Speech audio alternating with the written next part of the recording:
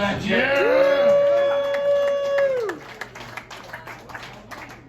Our next roaster, give it up, Mr. Adam Gabel. Thank you so much. Thank you very much, everybody, for coming out. Another hand for your host. What's her name? Doesn't he look like Grimace signed up with Mussolini?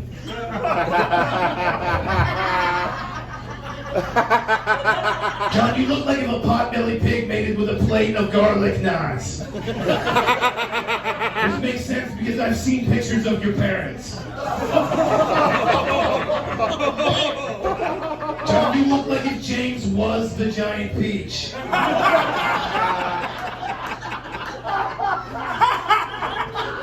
So John runs Aragona's Comedy, which if you don't know, Aragona's is the Olive Garden of comedy. Because when you're here, you're bringing your family. Although in this case, the never-ending breadsticks means it's all dudes on the lineup. John's comedy shows are more like bukkake because it's 17 guys going for 4 minutes with one girl who's sort of nice to look at.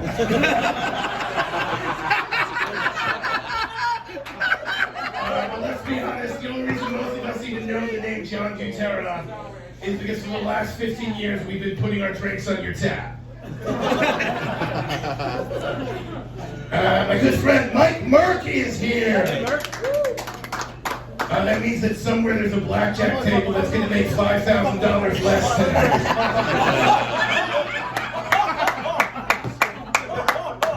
If you don't know, Mike has a gambling problem. Like right now, he's gambling. No one noticed he unbuckled his pants 15 minutes ago. Mike always loses at craps because every time he says it's going to be 7, it's really only 3.5.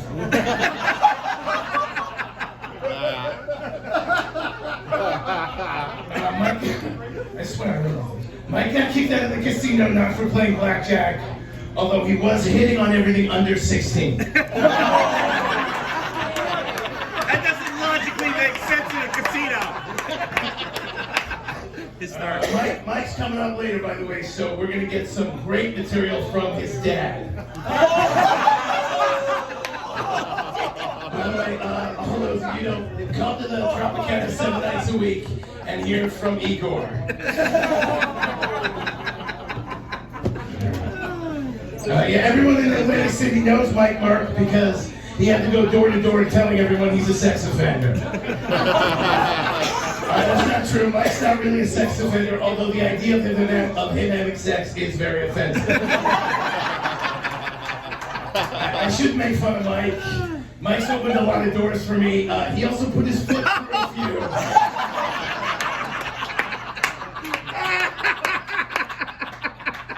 On my fucking Airbnb, ladies and gentlemen. Mike is like one of those Def Jam catchphrase comics. Because after every joke, he has a hamburger. That's just for me. That's for us. Fuck y'all. You don't Terry like that joke because he's greasier than Mike Keegan in the audience of Cake Boss. That's right. Mike Keegan is here. Hi. And there, and there. We just have to stick it everywhere. It's like Oprah. Look under your chair. You get a man boob. You get a man boob. You get a man boob. For Mike, driving through Pennsylvania is like putting on a belt because it takes over 8 hours to get all the way across. Jesus, Mike, your ribs are big enough to knock over Fred Flintstone's car. And speaking of sight gags, Fat J is over there, whose sight is currently making me gag. We've never met. I thought with a name like Fat J, it wouldn't be that hard to figure out which one he was. But I didn't realize I was going to have so many options here.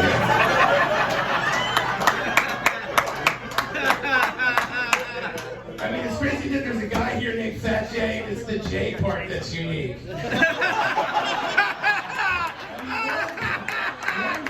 One loud fart from this day as the Jones Beach will have to cancel its entire summer season. Look at this. This is like a casting call for Martin Scorsese's adaptation of Humpty Dumpty.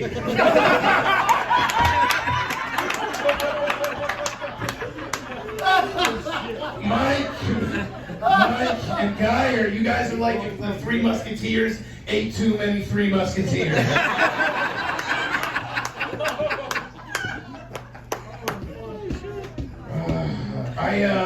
I've met Geyer before. I've seen him feature a bunch of times, and let me tell you, he's a tremendous middle. Oh no, wait, that says he has a tremendous middle. For Christ's sake, the guy's got a lobster bit tattooed on his bottom chin. Terry asked Geyer if he wanted to go to Snickers with him, and Geyer said, "No thanks, I already have 6 dozen coming to me." Keegan, let me ask you this question. How many toes do you have left? One more than Mike Dillon. I bet your legs have less circulation than Dan Romano's newsletter.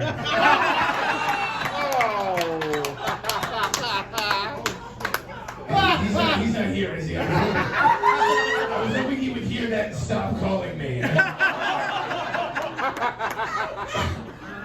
Ladies and gentlemen, Gary G. Garcia! Yeah. My brother in comedy, my favorite musician, and my shoeshine boy.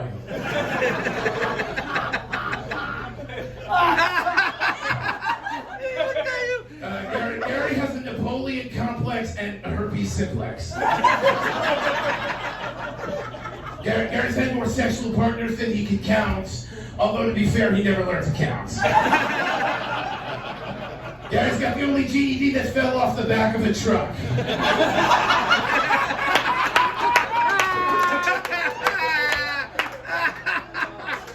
Gary is more burnt than Terry's New York City club contacts.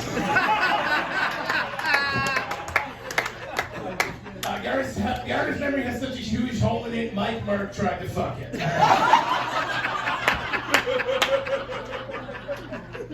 Yeah, a lot of people don't know Gary's an actor. Gary's got a wide acting range. He can play happy, grumpy, sleepy, bashful, dopey, sneezy, or dark. It's a dwarf's joke. I guess you guys didn't get that movie. Gary's not vaccinated, so for him, a booster is when he needs to reach the count.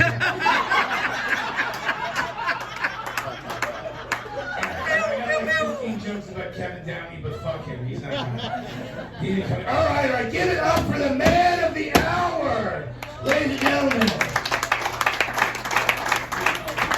The man of the hour, and by that I mean the exact same hour he's been doing for 11 years. He's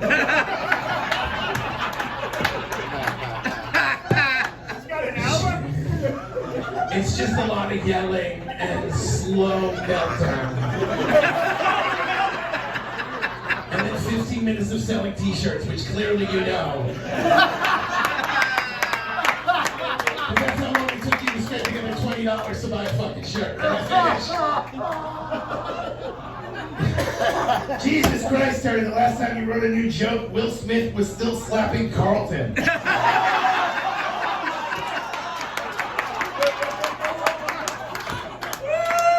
In the words of your comedy idol, that's, by the way, for those of you who don't know, that's what Greg Giraldo said when he saw Terry's act. What was that, like 15 years ago? Yeah. Yeah, it's hard to believe that between the two of you, he had the brighter future. Terry, you look like if Ellen DeGeneres lived Rosie O'Donnell's life.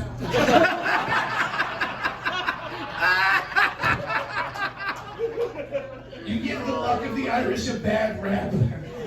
In your case, the Irish goodbye is pissing away your paycheck on bourbon and Britney Spears slot machine. Don't ask, because your only chance of hearing a young woman say, "Hit me, baby, one more time." These days, it's mostly Terry, stop that's the inside of my knee. In high school, he was known as Darby O'Gill and the Little Penis. But don't worry, ladies, when he lacks in size, he makes up for in erectile dysfunction. What can I say? Terry's penis is softer than the judge who presided over the Rittenhouse trial. I mean, it's funny, right? Okay. It's a funny joke. It's got to be funny for me to do it in this room. I traveled across country with Terry, and he is such a bad driver. I actually felt safer jumping out of his car when it was moving. True story. Meanwhile, Terry is such a shitty UPS driver, you can't even properly deliver a joke about him. What could Brown do for you? Well, it'll give your audience a reason to get up and walk the fuck out.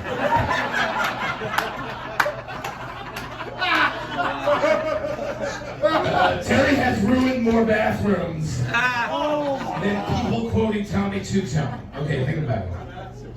But just like the song, Carrie met Terry when she saw his number on the wall. Although in Terry's case, it was his number 2 on the wall. Terry's put more Long Island plumbers kids through college than Joe Bonanno.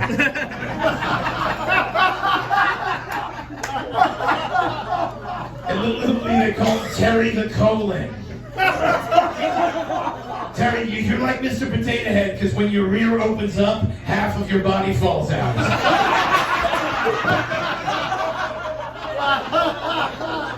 If only your comedy career blew up like your asshole. Although the shit that comes out of your ass is way more palatable than that Alex Jones tribute band you call an act.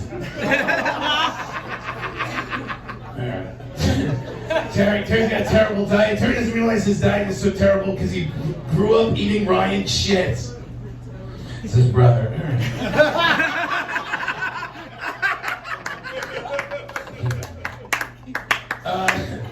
Terry is known for putting things under his seat so he can eat them later.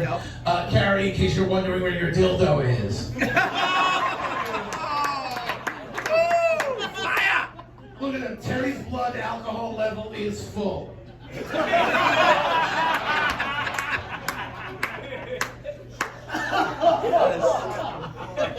You play cops on TV, but Terry, you don't even have the skill to be a rent-a-cop. You need a director to tell you how to look smart enough to be completely inept. Although the only reason Terry is believable as a cop is that he pronounces the word ninja with a hard R.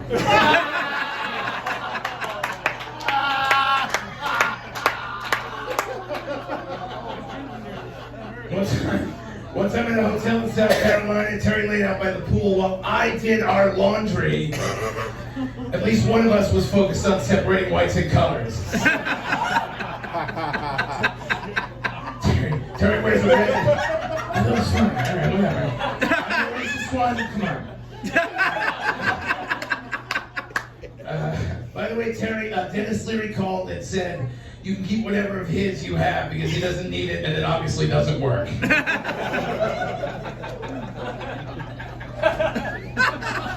Terry's got a gambling problem that's more economically debilitating than George Gabel's monthly child support payments. Yeah.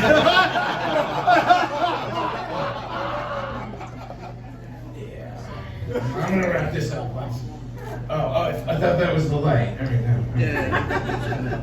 Oh, I'm gonna do this. Nobody's gonna laugh, but I'm doing it. Right? By the way, how are George Gallo's exes like the cowboy from the Village People? They no longer have any use for assless chaps. George Gallo doesn't have an ass. That's the joke. I forgot I'm in a room full of morons who think the height of cultural awareness is getting pissed on by Jim Norton.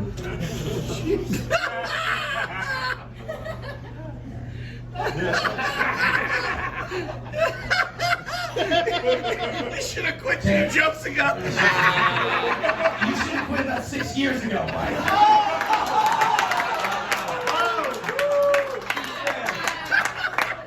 I agree.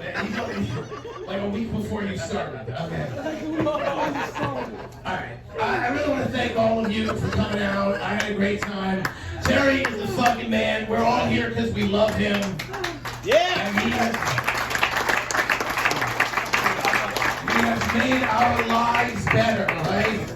He has made our lives better. He's made a lot of other people's lives way worse, but our lives are That's all that counts. He's done a lot for me, and he's done a lot for all the people in this room. Ladies and gentlemen, can you stop ordering a drink while I'm fucking talking? Thank you very much, Terry McNeely, everybody. I'm standing because that was fun. Hell yeah. Nice job, Adam, man. Good roaster there. I'm next. You guys gotta move. Did everybody enjoy the Adam